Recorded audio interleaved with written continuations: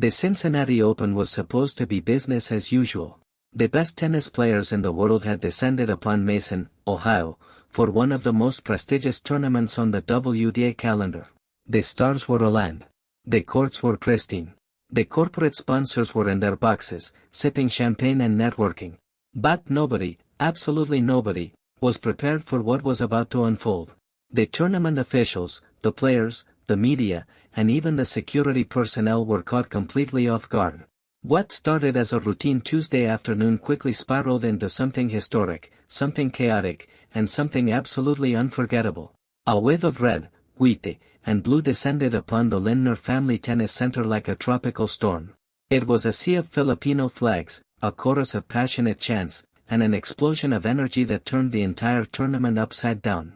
The barangay, the beloved fanbase of Eala, had arrived. And they were not just here to watch, they were here to take over. The scene outside the stadium was nothing short of spectacular.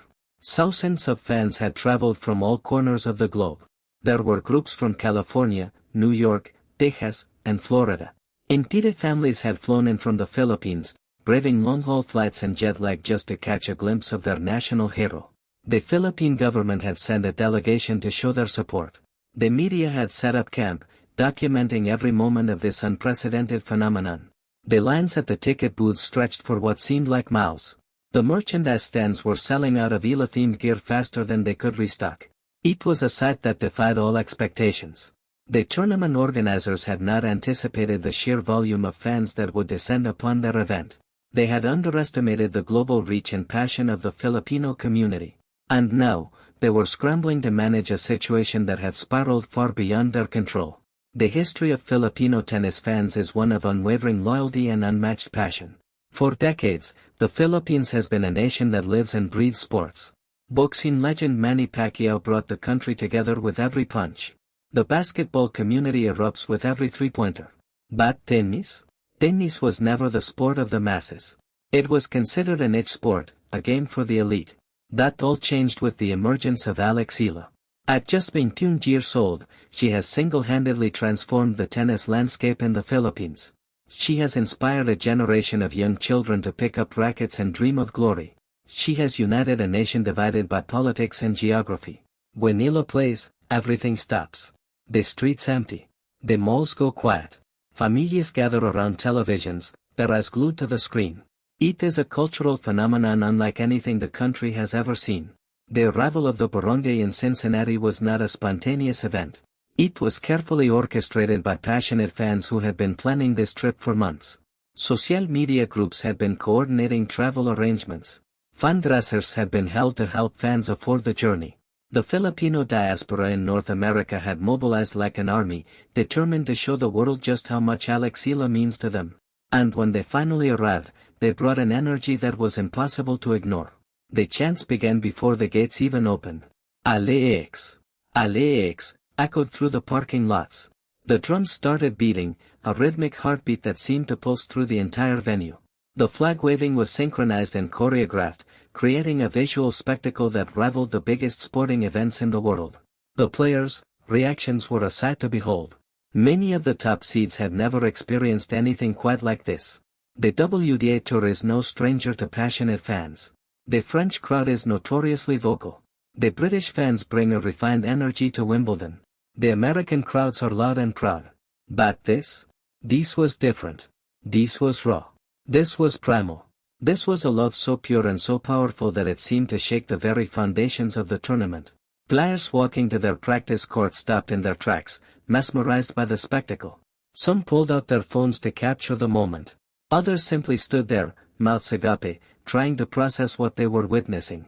The security personnel were overwhelmed. They had trained for rowdy crowds, but they had not trained for this level of passion. The tournament directors were forced to make on-the-fly adjustments, adding extra security and expanding the seating areas to accommodate the influx of fans. But the chaos was not confined to the stands. The logistics of the tournament were thrown into disarray. The press conferences were flooded with questions about the Filipino fans. The media, who had come to cover the tennis, found themselves covering a cultural phenomenon instead. The narrative had shifted. It was no longer just about the matches, it was about the movement. News outlets from around the world began covering the story. The BBC ran a feature on the Filipino fans. CNN interviewed fans waiting in line for autographs. The global spotlight had turned to Cincinnati, and Eala was at the center of it all. She became more than just a tennis player, she became a symbol of hope, unity, and the power of sports to bring people together. The tournament officials knew they had to act fast. They had to find a way to accommodate the thousands of fans who had not purchased tickets in advance. They had to ensure the safety of everyone involved. They had to manage the expectations of the fans who had traveled so far to see their hero. It was a logistical nightmare. But the officials also recognized an opportunity. This was a chance to grow the sport in Southeast Asia, to tap into a market that had long been overlooked. The Cincinnati Open had become the epicenter of a global movement, and they were determined to capitalize on it. They extended the practice sessions, giving Eala more time to interact with her fans. They opened up additional seating areas. They added extra food and beverage stalls to accommodate the influx. They even adjusted the match schedule to ensure that Eala's matches were played on the main show courts, not the smaller outer courts that had caused so much controversy in the past. The fans themselves were a sight to behold. They came in all shapes and sizes. There were elderly grandparents who had been following tennis for decades. There were young children, barely old enough to hold a racket, who had already adopted Eala as their idol. There were college students who had skipped classes to make the journey. There were doctors, lawyers, teachers, and entrepreneurs, all united by their love for Eala. They waved their flags with pride. They sang the national anthem with tears streaming down their faces. They cheered every point, their voices growing louder with each passing game. The intensity was overwhelming. It was as if the entire Filipino nation had somehow been compressed into a single venue, and they were determined to be heard. The impact on Eala's opponents was immediate and profound. The women on the other side of the net found themselves playing not just against the rising star from the Philippines, but against an entire nation. The psychological pressure was immense. The noise was deafening. The energy was suffocating. So many players struggled to maintain their composure, their focus shattered by the relentless barrage of support for their opponent. Eala's victory over RUSE in the second round was a testament to the power of the fans. She was pushed to her absolute limit, but the cheers of the barangay seemed to lift her to new heights. Every time she looked up, she saw a sea of red, white, and blue. Every time she felt tired, she heard the chants of her name. The fans had become her secret weapon, a sixth player on the court that her opponents simply could not handle. But the support was not just about the matches. The fans had also brought gifts, letters, and tokens of appreciation. There were handmade banners with messages of love and encouragement. There were care packages filled with Filipino snacks and treats. The fans had organized a Taste of the Philippines event at the tournament, serving traditional dishes to anyone who wanted to try them. It was a cultural exchange, a celebration of Filipino heritage. The international players and fans were captivated.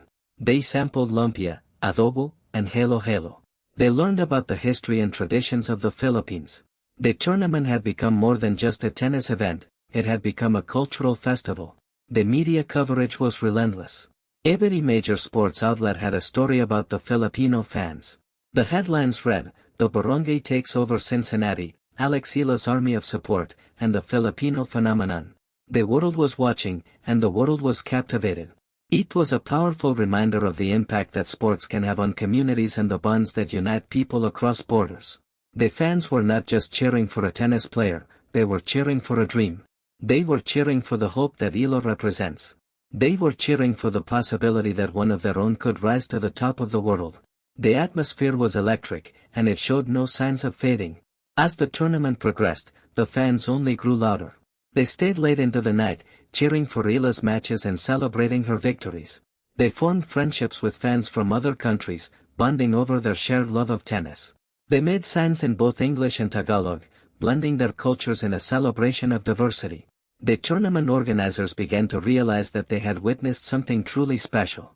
This was not just a fan base, this was a family. This was a community that had come together to support one of their own, and their passion was infectious.